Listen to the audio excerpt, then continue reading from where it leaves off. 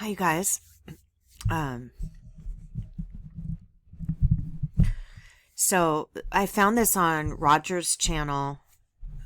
You know which channel? This one. And I just wanted to say that this person, Greg Epstein, is a humanist chaplain at Harvard. Okay? I've looked at this a few times. And I just want you to look at the mouth. All right, we've seen this where they pinch it together because they don't feel comfortable about what they're about to say. Now watch him. Answers either, and he's saying he doesn't have any answers. Nobody does. And in fact, it's not even that we want to talk about why bad things happen to good people. Well, why don't you? Why don't you want to talk about why bad things happen to good people? And you can watch the rest of it on Mud Fossil's channel. But I want to say that the reason you can't talk about why bad things happen to good people is because it's loopholes in the law. And he's going to go on to say, there's no reason. We don't know the reason. Yeah, there's legal reasons that nobody knows about. Combat training during wartime on innocent civilians in their home country. If a war is declared with our country, anywhere. Anywhere. I mean, you guys know I'm not from here, but because for humanists like myself, maybe there is no reason. Yes, there is a reason. There's a legal reason, there's a financial motive, and there's there's other reasons. Okay, and he's not being straight.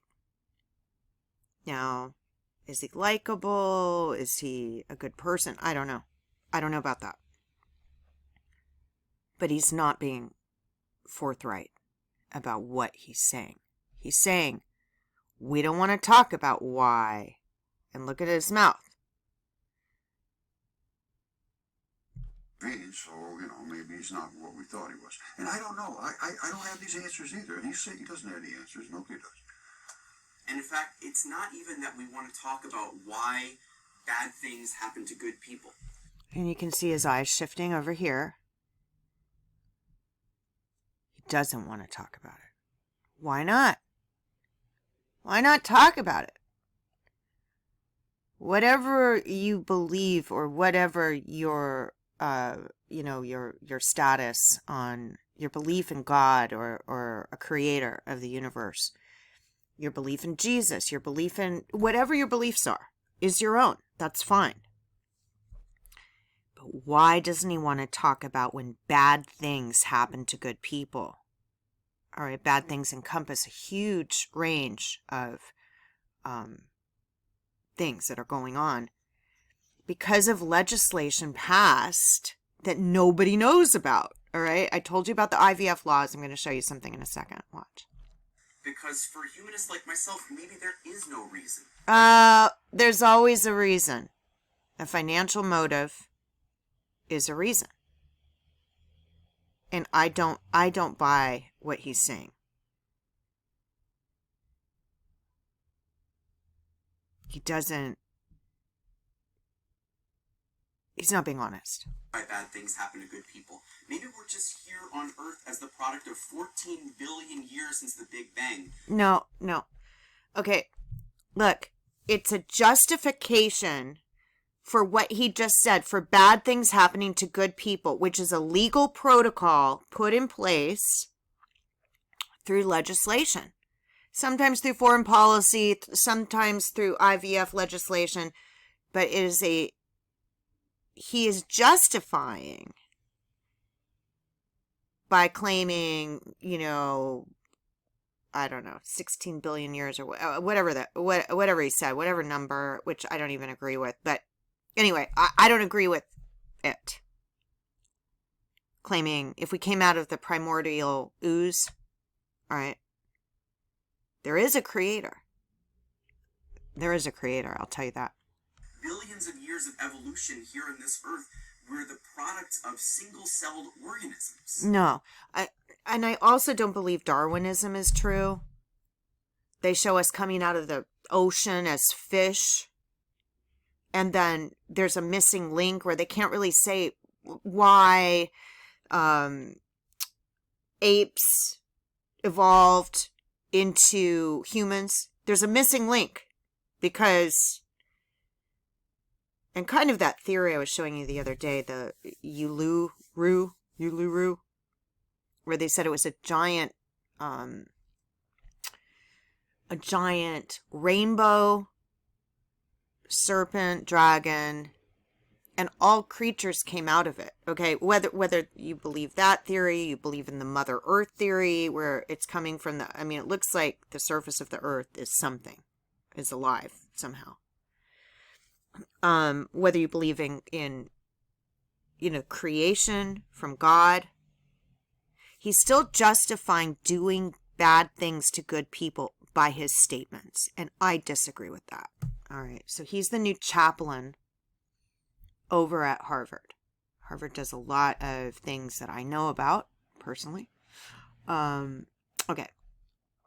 And then I just did a video about this. But sometimes I say too much, and I just don't want, I want you guys to know that I have to be careful, right?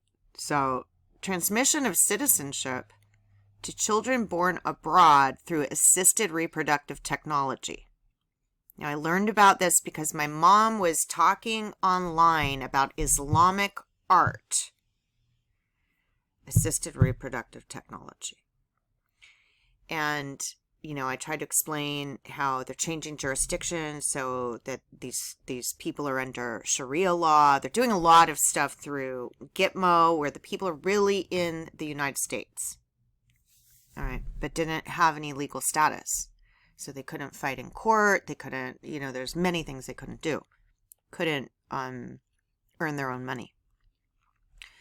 A non-genetic, non-gestational legal parent of a child born through assisted reproductive technology outside of the United States may transmit U.S. citizenship to the child under certain circumstances. Now, look at this. A non-genetic, non-gestational legal parent, meaning the child was taken from their homeland and they are the legal parent, where the child has no genetic or gestational relationship to the parent. U.S. Citizenship and Immigration Service Director, I don't know how to say her name, Mendoza Jadu, has announced.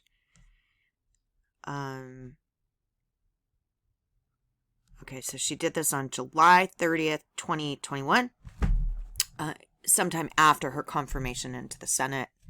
The parent is married to the child's genetic or gestational parent at the time of the child's birth, and the relevant jurisdiction recognizes both parents as the child's legal parents.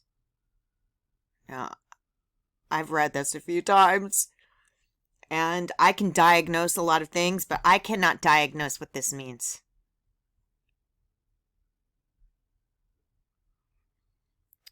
And then this one is how it had been before. As far as transmitting U.S. citizenship to a child born abroad, surrogacy was considered out of wedlock. Out of wedlock. Even if the legal parents were married. What? For transmission to occur, the child had to have a genetic or gestational relationship to a U.S. parent. You get me? They're taking children from other countries and bringing them here because of this loophole that always existed in the law. By May 2020, the denial of U.S. citizenship to one twin born to same-sex parents because the twin did not have a biological connection to a U.S. citizen parent, although the other twin did.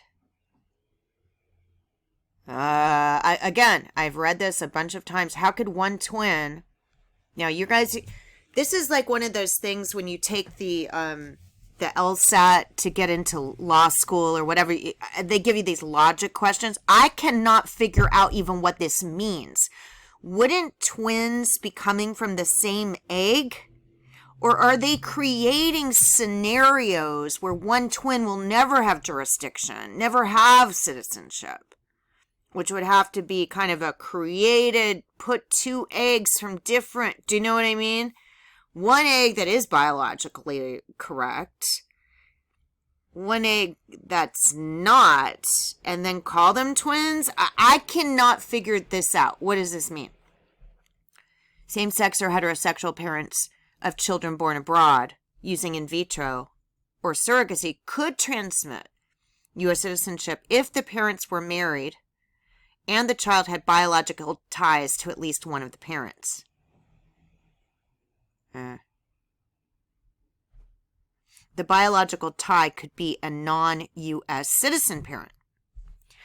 Pursuant to which made me think it's, was I born through art?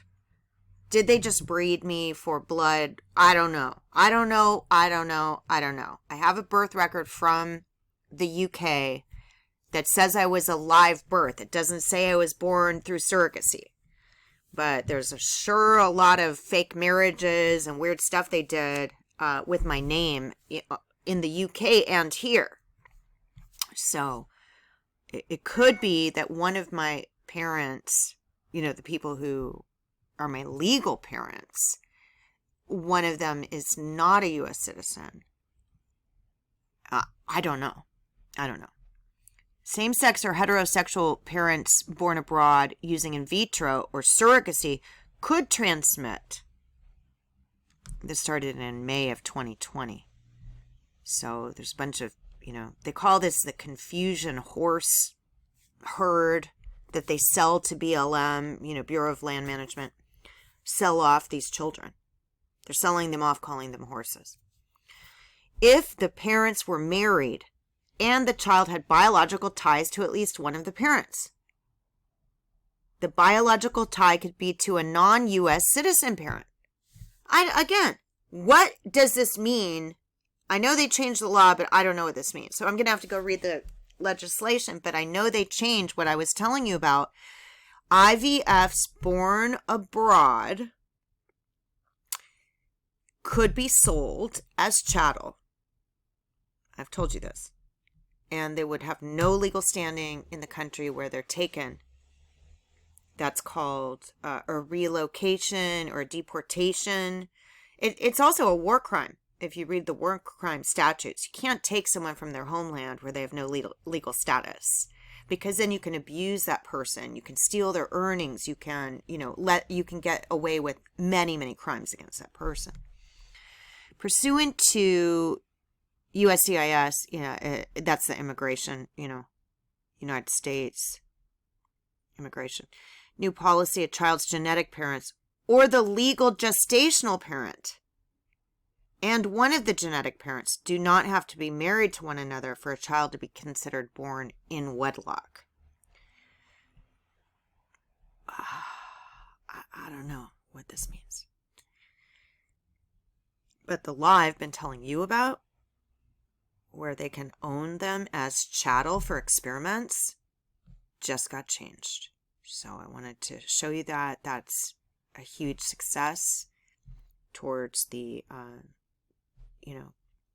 crimes against humanity that have been happening under this law. That's it for now.